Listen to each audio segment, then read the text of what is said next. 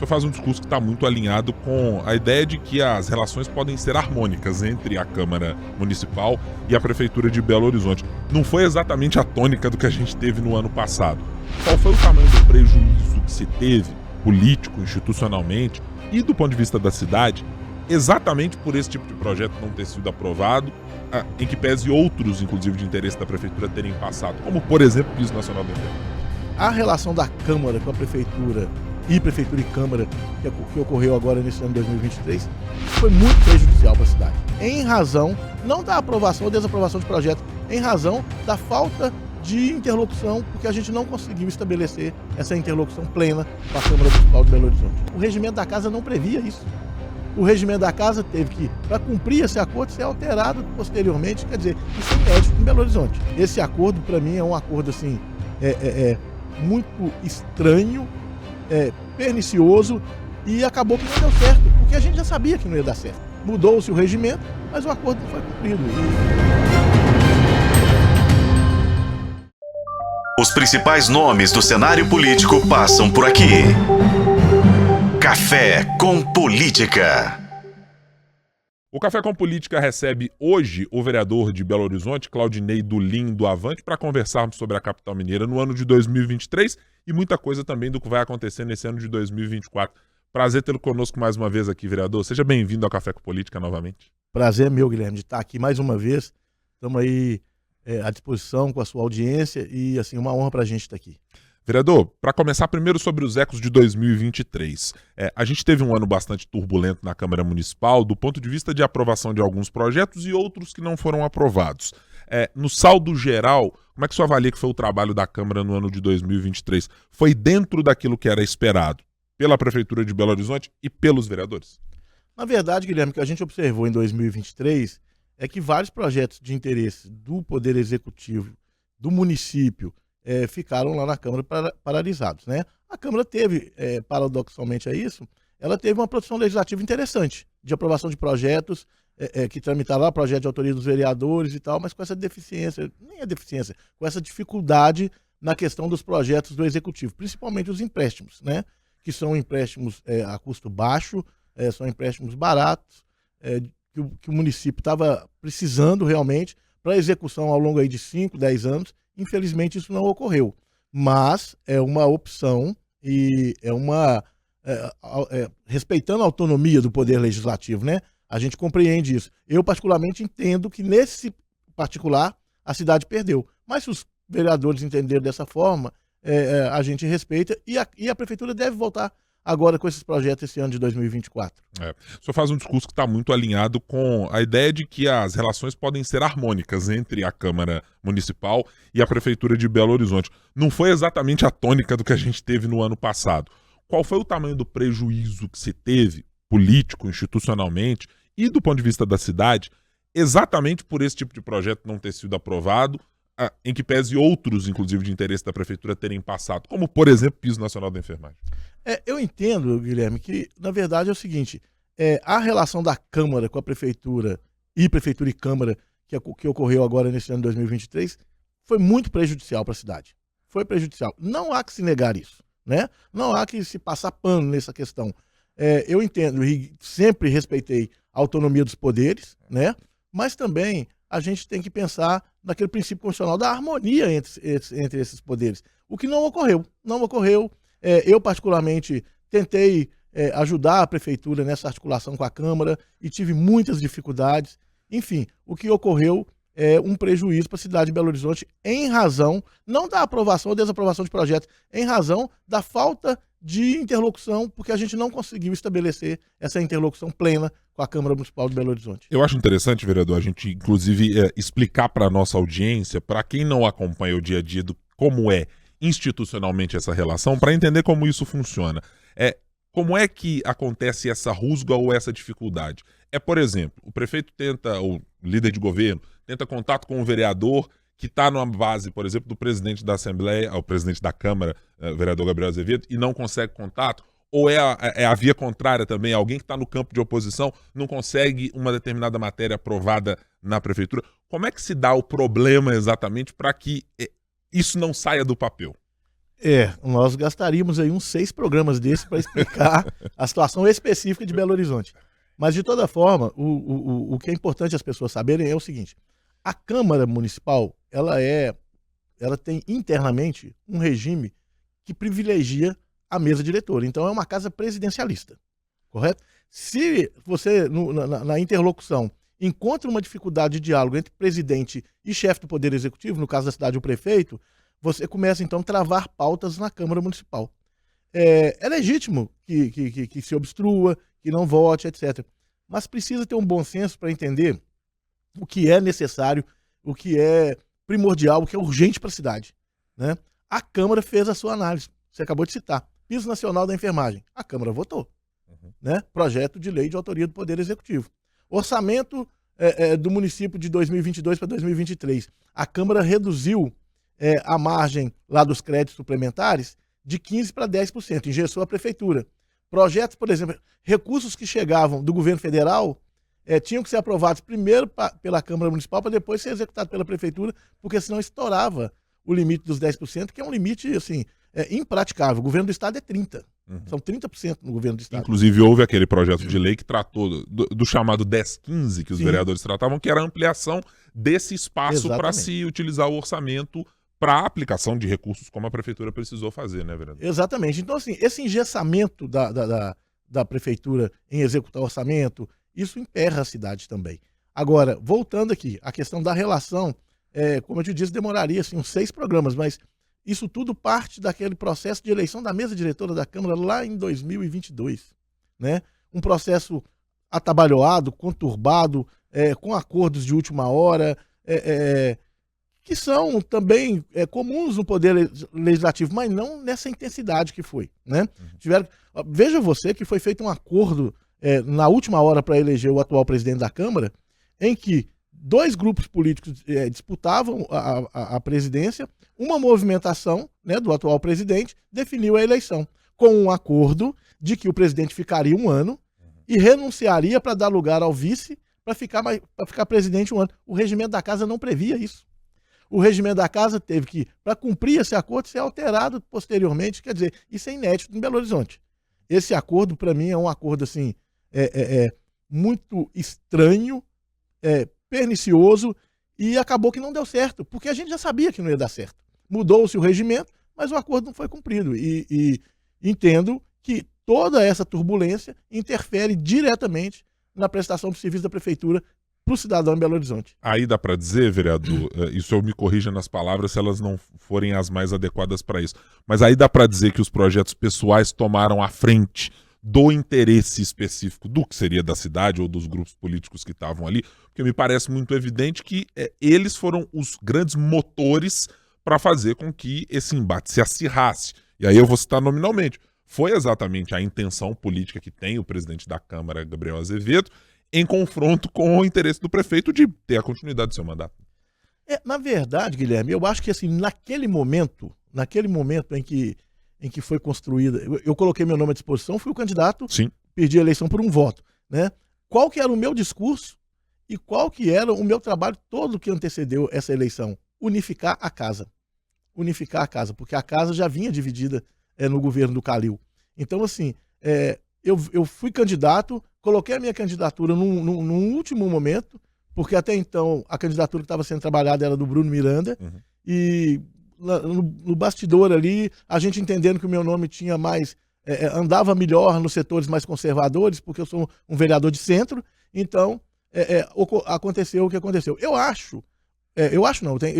O ambiente que a gente vivia é que o vereador Gabriel queria ser o presidente da casa. Queria ser o presidente da casa. E ele tinha, além do voto dele, mais 2. Né?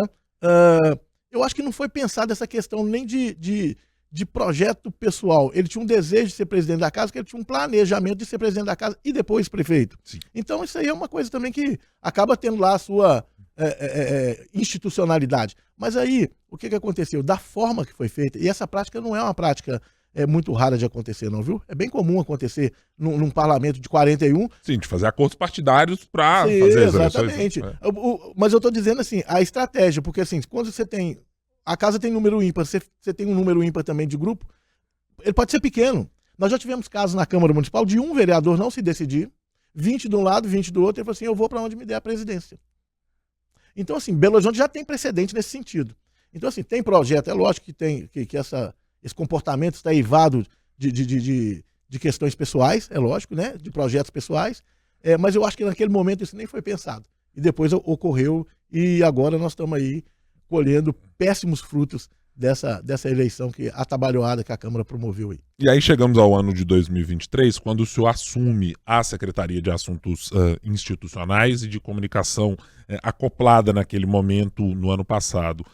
O quanto esse ambiente que foi criado lá, por esse acordo na eleição, dificultou a sua atuação como esse secretário de Assuntos Institucionais. Porque se desenhava exatamente isso. Quer dizer, o perfil de Claudinei Dulin era eu tenho moderação, ou sou visto pelos meus pares, como alguém que possa dialogar com os dois grupos.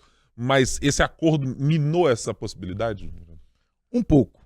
Mas o que mais... Um pouco. Mas, assim, o que mais contaminou, o que mais dificultou a relação com a Câmara foi a ausência de uma reforma administrativa que Belo Horizonte precisa fazer. O prefeito mandou o projeto para a Câmara pediu para que o projeto fosse dividido em 3, o prefeito voltou com o projeto, dividiu o projeto em 3, do jeito que foi solicitado pela Câmara, da forma que foi solicitado pela Câmara, e o projeto não andou, né?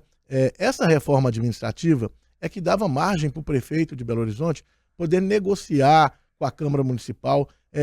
Veja você, Guilherme, que nós temos um problema sério em Belo Horizonte de esvaziamento das 9 regionais. Uhum. As regionais, em governos anteriores, foram até secretarias municipais, né? Eu não estou aqui defendendo criação de secretaria, mas eu estou dizendo o seguinte, que a regional hoje, ela é um órgão, é uma ouvidoria.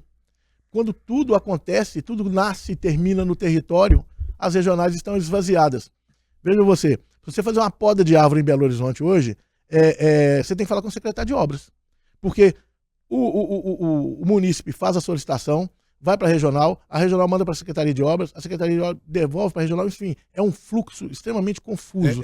É uma centralização excessiva que o senhor considera? É uma centralização excessiva e uma centralização anacrônica. O mundo inteiro está andando no sentido de descentralizar. Belo Horizonte retroagiu 20 anos com essa centralização.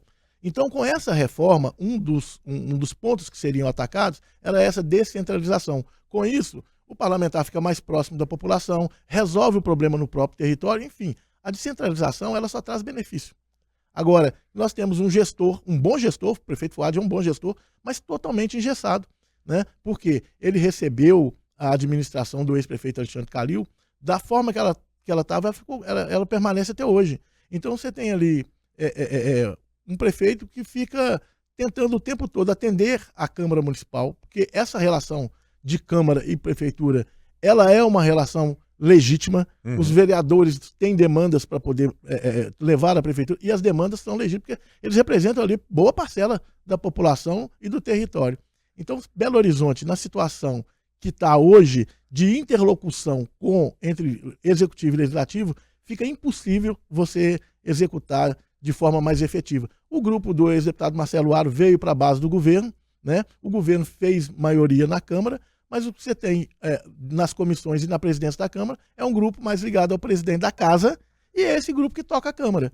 Então acaba que o engessamento acontece ali de uma forma bem silenciosa.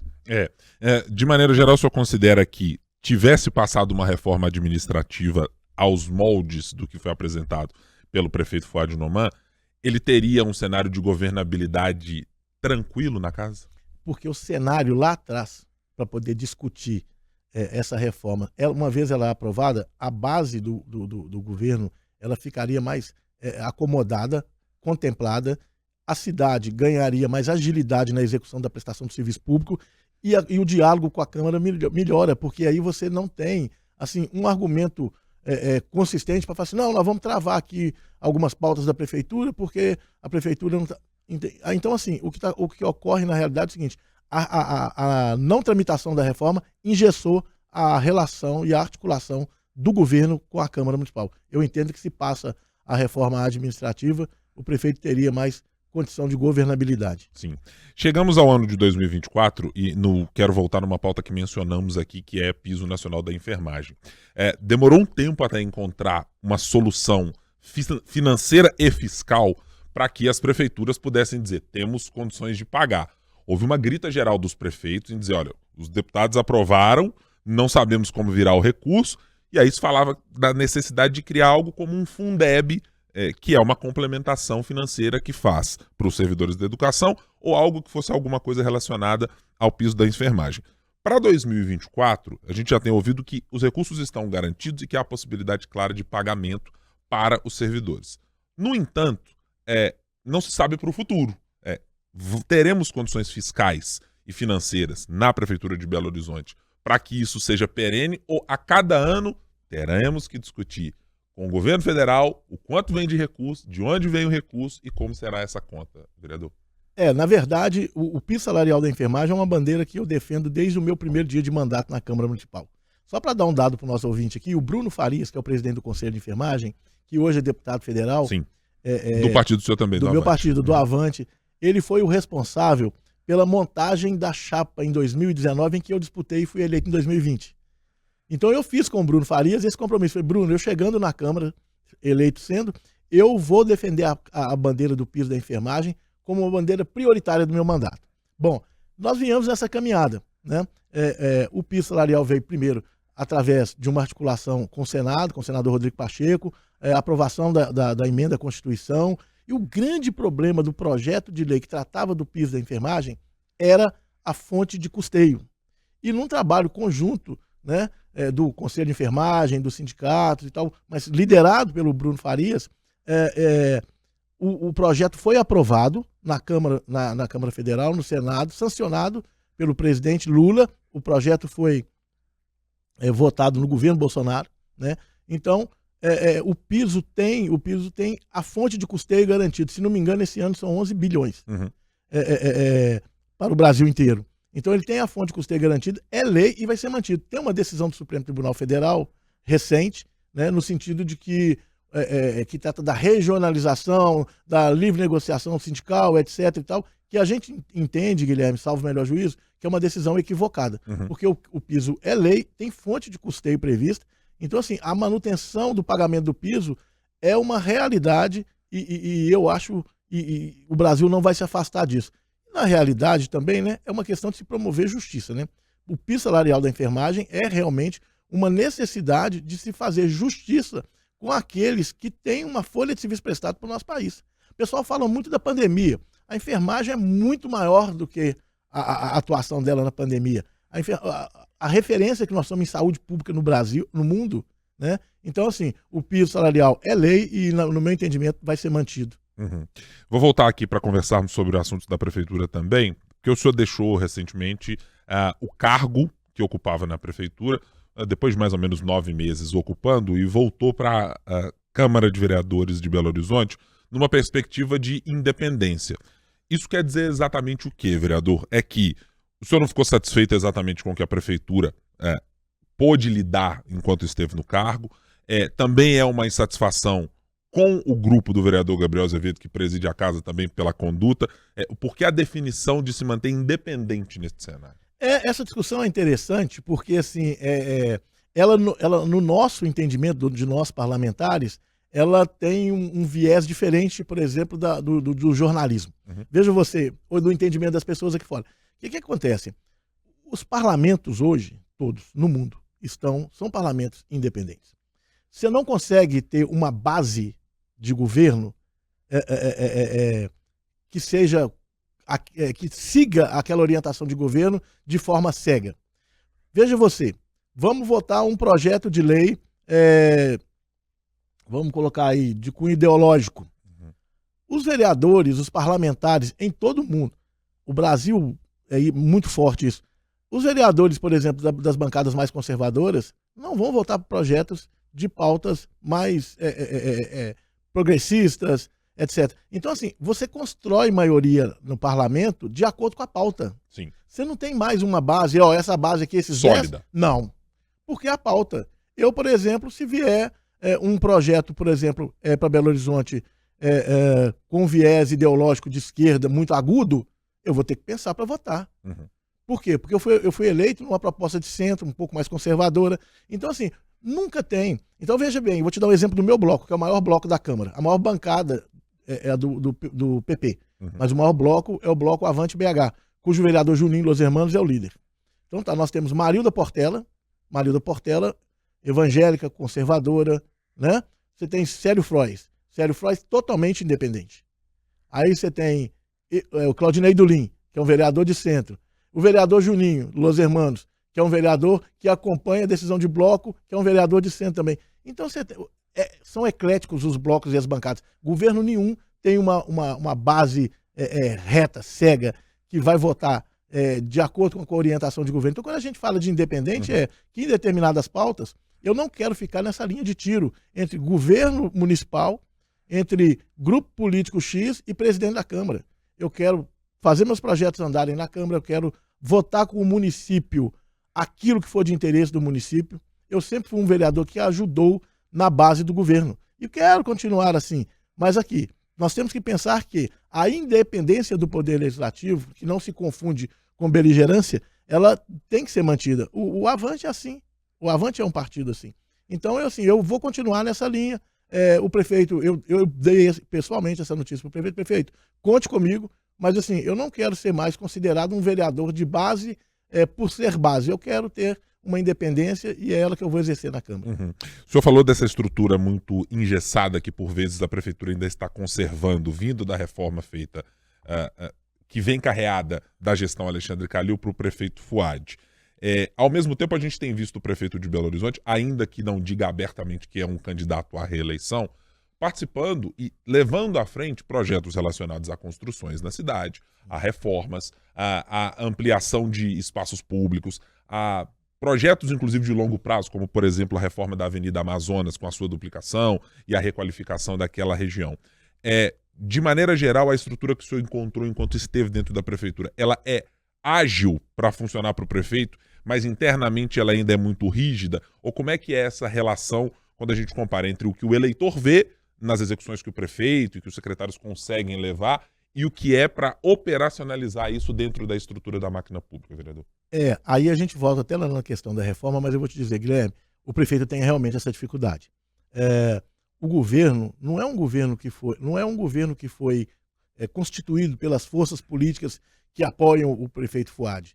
Ele não é um governo cujos secretários, o primeiro, segundo, terceiro escalões, foram nomeados, que são pessoas da linha de frente do prefeito Fuad. Então, assim, o Fuad teve que acomodar forças, por exemplo, da eleição passada, né, do ex-prefeito Calil. Então, você tem dentro da prefeitura várias situações em que você realmente tem dificuldade de superar. Então, assim, eu acho que o prefeito Fuad, se for candidato, se for reeleito, ele deve ter um governo mais com a cara dele, né? Vamos dizer assim, mais com a cara dele. Porque, eu te disse, ele é um bom gestor, mas o engessamento é muito grande. Não só, a reforma é um dos fatores.